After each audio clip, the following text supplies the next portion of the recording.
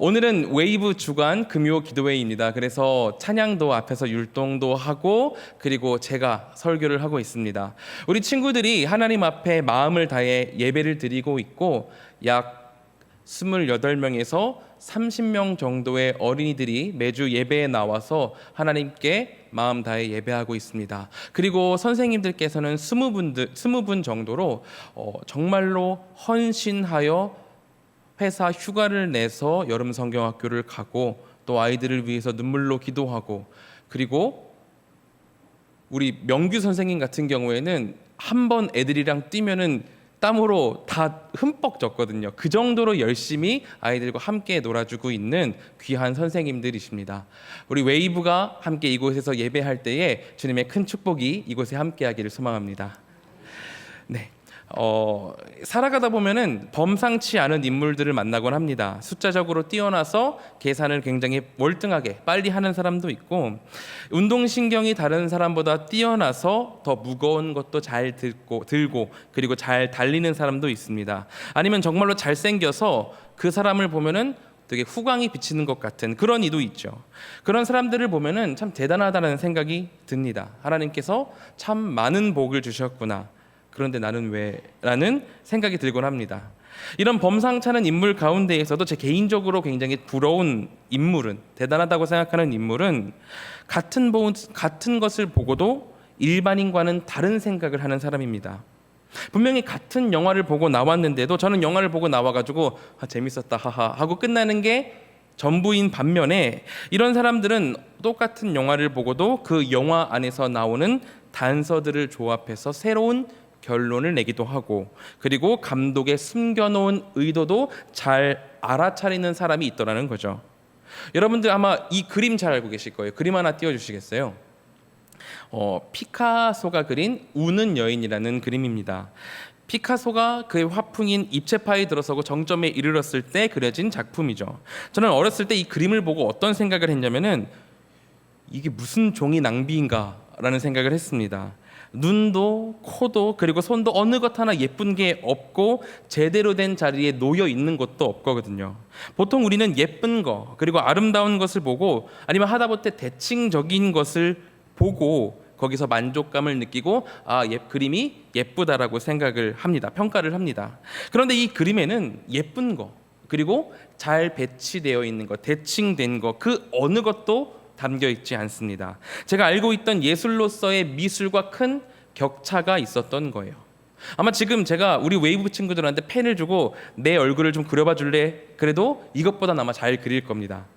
어쨌든 저는 사람들이 대체 왜 피카소에 대해서 극찬을 하는지 이해하지 못했습니다. 일반인의 시선으로는 이 그림에 대해서 이해할 수 없었으니까요. 우리 같은 일반인들은 기본적으로 약간 어려운 개념이 나오는데, 플라톤이 말하는 모방론적인 시선을 가지고 있습니다. 플라톤은 뭐라고 말을 했냐면은, 화가가 대상에 보이는 부분만 모방해서 따라서 그린다라고 주장했어요. 화가가 침대를 그리면은 눈앞에 있는 침대를 모방해 그릴 수 있을 뿐이지 침대라는 개념 자체는 그림 안에 넣을 수 없다라고 말을 했거든요. 우리가 뭐 침대라고 한다면은 2층 침대라든지 돌침대라든지 해먹이라든지 정말로 여러 가지 형태의 모양의 침대를 떠올릴 수 있지만, 우리가 침대라고 떠오를 수 있는 개념은, 원 개념은 사람이 피곤하면 누워서 쉼을 쉬는 도구, 이렇게 딱 개념이 있잖아요. 우리가 침대라는 것을 떠올리면은 내 집에 있는 그 침대만 생각하는 게 아니라 침대라는 전체적인 개념을 생각한다는 겁니다. 그리고 이 원 개념을 그림으로서는 표현해낼 수 없다는 게 피카소 이전까지의 생각이었던 거죠. 그랬기에 그때까지의 그림이라는 것은 그저 눈앞에 있는 것을 보고 따라 그리는 데 불과했습니다. 개념이라는 것은 이미 그려낼 수 없는 불가능한 것이고, 그렇다면은 미술가는 발전시킬 수 있는 게 잘 따라 그려서 모방을 해가지고 사실적인 그림을 그려내는 것밖에 없었던 거죠. 뭐 빛의 번짐이나 빛과 어둠의 강한 대비를 만들어내는 그림을 잘 그려가지고 빛의 화가라는 별명을 얻던지, 아니면 그동안 그림의 대상이 되었던 왕이나 귀족이 아니라 새로운 것을 그리는 행위, 하층민을 그리고 일상생활을 세밀하게 그리는 인상주의로 넘어가던지 그 정도에 그치는 게 일반이었습니다. 그런데 피카소는 이 틀을 벗어났던 거예요. 그는 한 평면에 한 장의 그림을 통해서 대상의 앞, 뒤, 좌우 모든 것을 동시에 표현하고 또 그것을 넘어서 개념 자체를 한 그림 안에 넣고자 했습니다. 그게 바로 피카소의 추상화입니다. 또 이 그림을 보시면은 현실에서 모방할 수 있는 소에서 점점 더 개념만 빼고 소를 없애가기 시작한 거예요. 그래서 마지막에 남게 된 것은 소라는 개념만 남게 된다라는 그런 겁니다. 수많은 세월 동안 그림은 그저 앞에 있는 대상을 모방하는 데 집중해 왔고 그 모방을 어떻게 할 것인가에 포커스를 맞춰 왔습니다. 그림에 대한 시선은 모방, 따라 그리는 거, 그거 딱 한 가지에 그쳤어요. 그런데 피카소라는 인물이 수많은 세월 동안 이어져 온 그림에 대한 획일화된 시선을 확 비틀어 가지고 모방이 아닌 개념이라는 부분을 집어넣었던 거죠. 어떤 유튜버는 이것을 한 문장으로 요약했습니다. 피카소는 그림을 모방의 영역에서 창조의 영역으로 만들어 갔다라는 거였어요. 그는 비범한 시선으로 그림을 새로운 지평으로 넓혀갔던 겁니다. 그렇기에 미술사에서 그를 빼놓을 수 없는 위인으로 생각하는 거죠. 그의 시선은 일반인들과 매우 달랐던 겁니다. 제가 20대 중반쯤에 섬기던 교회의 목사님도 가지고 계신 그런 시선이 굉장히 특이했어요. 지금으로부터 이미 10년 전에 카페 교회를 운영하시면서 교회 공간이 주중에는 카페로 사용되고 또 주말에는 교회로 사용되는 그런 사역을 하시기도 하셨고, 그분이 젊으셨을 때 일인데 지금으로부터 50년쯤 전이고 지방분이라서 영어 공부를 하고 싶은데 어디서 배울 데가 없는 거예요. 보통 그러면은 배움을 얻기 위해서 몇 시간씩 큰 도시를 가서 영어를 배워 온다든지 아니면 책을 사서 죽어라 판다든지 아니면 이것도 안 되면 그냥 포기하는 게 일반이잖아요. 그런데 이분이 영어가 배우고 싶으니까 뭘 하냐면은 자기 동네 터미널에 가서 앉아 있는 거예요. 죽치고 앉아 있는 거죠. 그리고 앉아서 내내 기다리다가 버스에서 어떤 외국인이 내리면은 가서 묻는 거예요. 너 잘 때 있냐? 너 밥 먹을 땐 있냐? 내가 잘 곳과 먹을 것을 주겠다. 우리 집에서 머물러라. 대신에 너는 나에게 영어를 가르쳐 달라.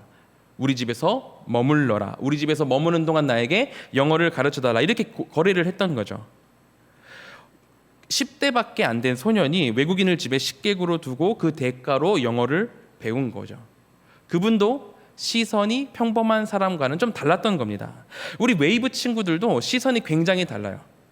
그래서 설교를 하다가 뭘 물어보면은 정말 신박하게도 다른 질문을 해서 숨이 턱턱 막힐 때가 너무나도 많습니다.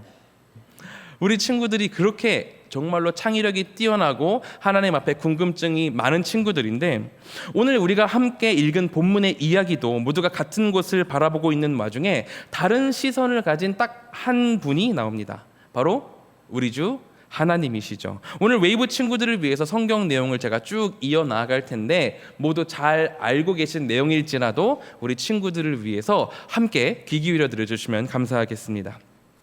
사사시대 끝쯤에 하나님의 말씀을 잃은 채로 막 살아가던 이스라엘에 한나라는 여인이 나타났습니다. 그리고 그녀가 하나님 앞에 간절한 기도를 드리자 우리가 잘 알고 있는 사무엘이 태어나게 되죠. 사무엘은 어렸을 때부터 성막 안에서 자랐고 그는 그렇게 신실한 이스라엘의 사사이자 선지자로서 자라나게 됩니다. 하지만 여전히 이스라엘의 상황은 좋지 않았습니다. 백성들의 불순종은 계속되었고 그들의 악행은 지속되었죠. 하나님은 그 벌로 이스라엘을 향한 회초리로서 다른 나라들의 침략을 받게 하십니다. 가축도 빼앗기고 가족도 잃으면서 나라에는 큰 고통이 쌓여갔어요. 이 정도 됐으면은, 그들이 이 정도로 고통을 받고 매를 맞았으면은 자신들에게 무슨 문제가 있는지 아니면은 하나님 앞에 돌아올 방법은 무엇인지 찾을 만도 한데 그들은 이 고통의 나날들에 대한 원인을 찾아서 이상한 결론을 내게 됩니다. 어떤 결론이었냐면은 우리에게 왕이 없기 때문이라는 이상한 결론이었죠. 다른 나라들은 다 왕이 있는데 우리나라에는 왕이 없으니 우리가 이 고통을 겪고 있는 거라는 이상한 결론을 이스라엘이 내어놓습니다. 그래서 그들은 왕을 달라고 떼쓰게 되고 하나님은 이를 바라보시고 마음 아파하시면서도 인간 왕을 세워주셨습니다. 그들은 그렇게 아주 잘생기고 멋진 왕을 얻게 되죠. 하지만 그 왕도 하나님의 길을 따르지 않고 심지어는 하나님이 왕에게 권한을 주지 않은 제사까지 자신의 임의대로 진행해버리는 일이 일어나고 맙니다. 제사는 왕의 것이 아님에도 불구하고 그는 마음대로 제사를 드렸어요. 물론 전쟁 중이고 적들은 언제 우리에게 쳐들어올지 모르는 상황이고 또 시간을 빨리 앞당겨서 침략해 들어가는 게 좋은 때다라는 판단을 했기 때문에 그는 빨리 정해서 진격하는 게 인간들의 시선에서 맞기 때문에 그런 선택을 했겠지만 그는 하나님의 말씀을 거역했습니다. 우리 주님은 편협한 인간의 시선과는 차원이 다른 그런 넓은 시야를 가지고 계신 분이시기 때문에 그분의 뜻이 있고 때가 있는 건데 이스라엘의 첫 번째 왕은 이것을 기다리지 못했어요. 이것뿐인가요? 아말렉과의 전쟁에서도 하나님은 성내에 있는 모든 것들을 멸하라고 하셨지만 이스라엘은 그렇게 하지 않았습니다. 좋은 것은 따로 선별하여 가져버렸죠. 모든 것들을 다 멸하는 것보다 돈 되는 거, 쓸만한 거는 끌고 이스라엘로 돌아와 가지고 사용하는 게 우리 인간의 시선에선 합리적이어 보였던 겁니다. 하지만 하나님은 합리를 찾으시는 분이 아니라 그 이상의 것을 바라보고 계신 분이셨기 때문에 이 일은 하나님의 마음에 맞는 일이 아니었어요. 결국 그렇게 이스라엘의 첫 번째 왕은 하나님의 시야에서 벗어나게 되고 하나님은 새 왕을 뽑을 준비를 하십니다. 그게 바로 우리가 함께 읽은 사무엘상 16장에 나와 있는 내용이죠. 하나님은 사무엘을 베들레헴 이새라는 사람에게 보내십니다. 그리고는 이새는 자신의 아들들을 불러서 사무엘 앞에 세워놓게 되죠. 이새가 아들들을 앞에 세우고 사무엘이 이새의 첫째 아들을 본 순간 사무엘은 하나님이 왜 이 자리에 보내신지를 정확하게 알게 되었다고 생각을 했습니다. 하나님의 기름을 부어서 왕으로 세울 만한 사람이 과연 여기에 있구나. 이 외모, 이 풍채, 이 모든 것이 왕이 될 만한 사람이다라고 생각을 했던 거예요. 사무엘은 첫째 아들 엘리압을 보자마자 그야말로 왕이 될 사람이라고 생각을 했습니다. 하지만 하나님은 사무엘의 그 마음에 무엇이라 말씀하시나요? 16장 7절에 이렇게 말씀하시죠. 여호와께서 사무엘에게 이르시되 그의 용모와 키를 보지 말라. 내가 이미 그를 버렸노라. 내가 보는 것은 사람과 같지 아니하니 사람은 외모를 보거니와 나 여호와는 중심을 보느니라 하시더라. 하나님께서는 말씀하시는 거예요. 그의 용모와 키를 보지 말라. 그를 선택하지 않았다. 나의 보는 것, 나의 시선은 사람의 그것과 같지 않단다. 사람의 시선은 외부의 것을 보지만 나 여호와의 시선은 사람의 중심에 있단다라고 말씀하시는 거죠. 하나님은 외모에 시선을 두지 않으셨습니다. 다윗의 마음, 그 마음 중심에 대체 무엇이 자리를 차지하고 있는지 그것을 보셨어요. 아무리 잘생기고 뛰어나다고 하더라도 하나님께서 세우신 나라에서 하나님을 근본에 두지 않는다면 어떻게 그 나라의 정체성을 유지하고 어떻게 하나님의 방법대로 바르게 통치를 할 수 있겠어요? 하나님의 시선은 인간이 생각하지 못하는 다른 곳에 있었던 겁니다. 하지만 전통적으로 이스라엘이나 고대의 어느 나라에서나 잘생기고 키 큰 외모는 누가 봐도 하나님의 축복이었습니다. 큰 축복을 받은 거였습니다. 그렇기에 이스라엘의 첫 번째 왕을 세울 때에도 잘생기고 키 큰 외모는 모든 백성들의 마음을 현혹시키기에 충분했었죠. 그러나 그 결과는 어땠나요? 결국에 그는 하나님이 주신 명령을 다 따르지 못하고 하나님의 버림을 받는 처지에 이르렀습니다. 잘생기고 큰 키, 이 모든 것이 왕의 기본 소양인 줄 알았는데 그게 정답이 아니었고 외모적으로 뛰어나면은 하나님의 축복을 받은 이라서 하나님이 당연히 그를 선택하실 줄 알았는데 외모가 좋다는 그 이유가 하나님의 선택을 보장하는 것은 아니었습니다. 그가 하나님을 떠나자 주님은 바로 그를 내치시는 것에서 우리는 그것을 볼 수 있죠. 그런데도 여전히 좋은 조건을 가진 자가 나타나자 사무엘이 말하는 거예요. 이것이 하나님의 나를 여기로 보내신 이유이구나. 이 풍채, 이 외모를 보니까, 이 외적인 것을 보니까 하나님께서 나를 여기에 보내신 이유를 알겠다라고 착각을 하고 있는 거죠. 이렇게 죄된 생각을 하는 게 우리의 모습이라는 겁니다. 우리의 시선은 죄라는 가림막으로 인해서 여러 가지로 가로막혀 있습니다. 이 가림막들이 우리 앞에 얼마나 많은지 우리의 모든 시야를 가려가지고 아주 좁은 구멍으로 세상을 바라보게 만들어요. 문제는 이 작은 구멍으로 세상을 바라보면서 우리는 그것이 맞는 거다라고 생각을 한다는 겁니다. 당장 앞에, 코앞에 있는 상황과 방법에만 집중하고 이 방법밖에 없다라고 착각을 하는 게 우리라는 거예요. 내 앞에 있는 수많은 가림막들을 치우고 하나님을 향해 내 시선을 둬야 함에도 불구하고 가림막을 치울 생각은 하지 않고 그대로 둬서 하나님에게서는 눈을 가리고 시선은 겨우 눈 앞에 있는 것들에 고정하고 그 선택이 맞는 것이라 스스로 만족해 하는 게 우리의 모습이라는 거죠.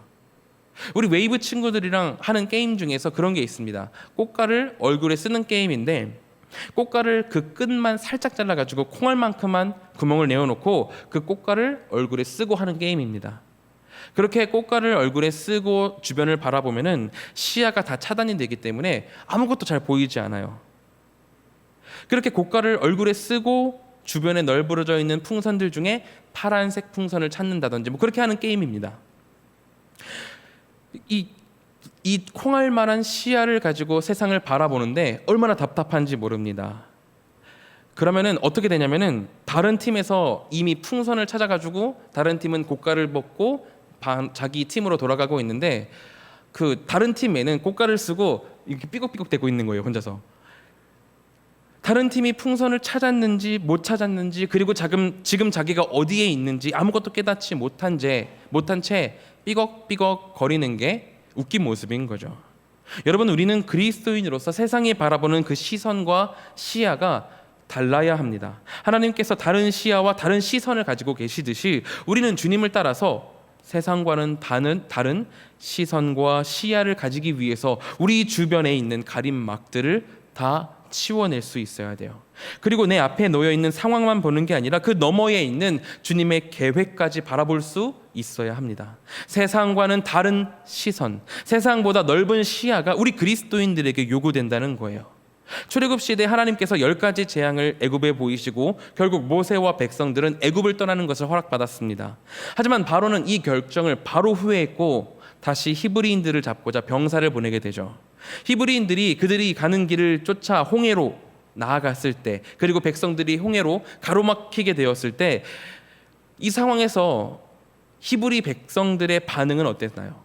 출애굽기 14장 11절부터 12절에는 그들의 반응을 이렇게 묘사하고 있습니다. 그들이 또 모세에게 이르되 애굽에 매장지가 없어가지고 당신이 우리를 이끌어내어 이 광야에서 죽게 하느냐? 어찌하여 당신이 우리를 애굽에서 이끌어내어 우리에게 이같이 하느냐?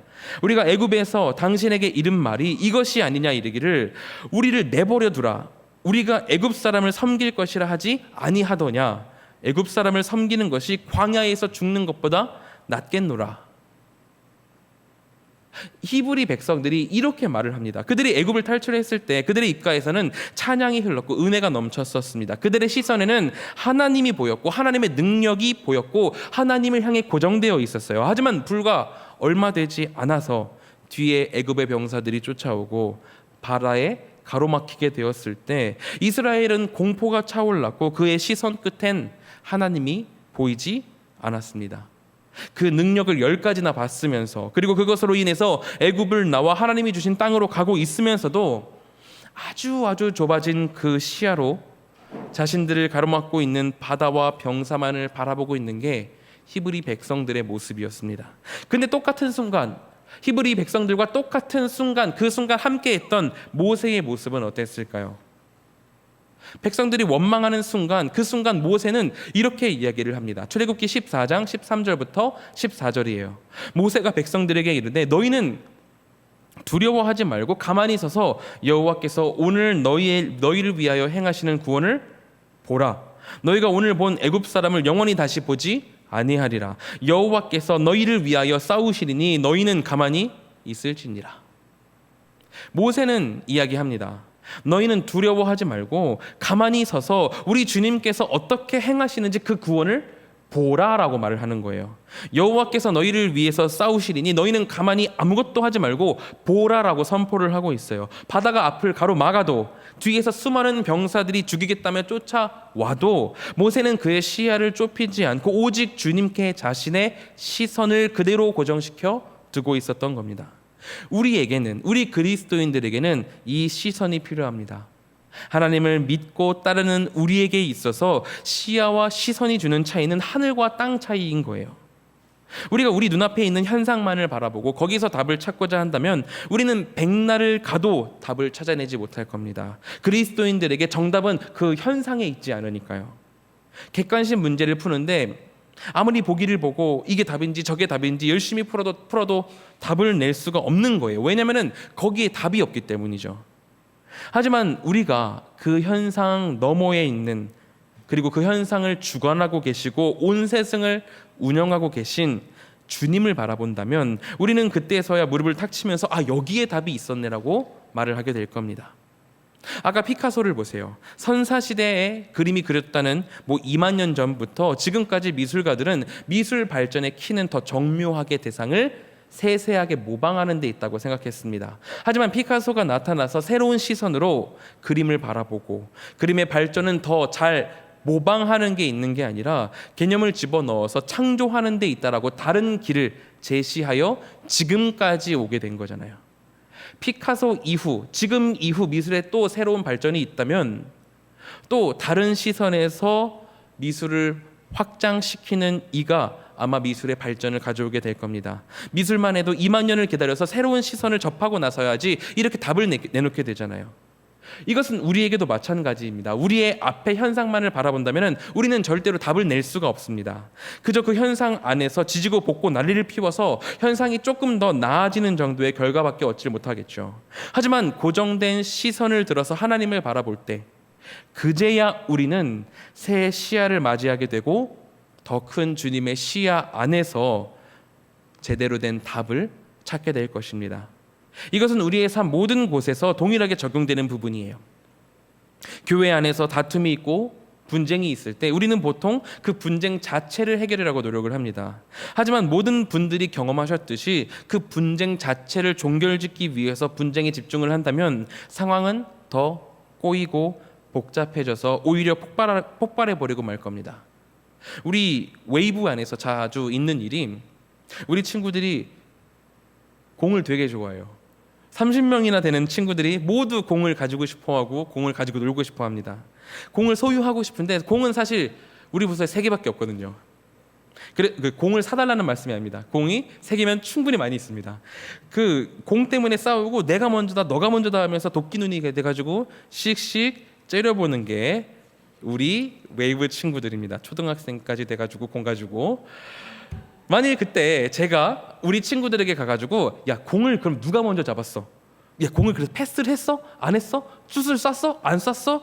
공이 어디로 흘러갔어? 공이 어땠니 저쨌니 하면서 공을 가지고 따진다면은 아무런 결론을 맺을 수도 없고 해결도 할 수 없을 겁니다. 이럴 땐 이곳은 하나님의 교회이고 하나님께서 우리 공동체와 동역자들과 어떻게 지내라고 하셨는지를 우리 친구들과 함께 이야기를 하면서 우리 친구들 마음 가운데 계신 하나님을 기억하게 하고 서로 이해하도록 해야 좋은 결과를 맺고 사이좋게 공놀이를 할 수 있게 되는 거죠.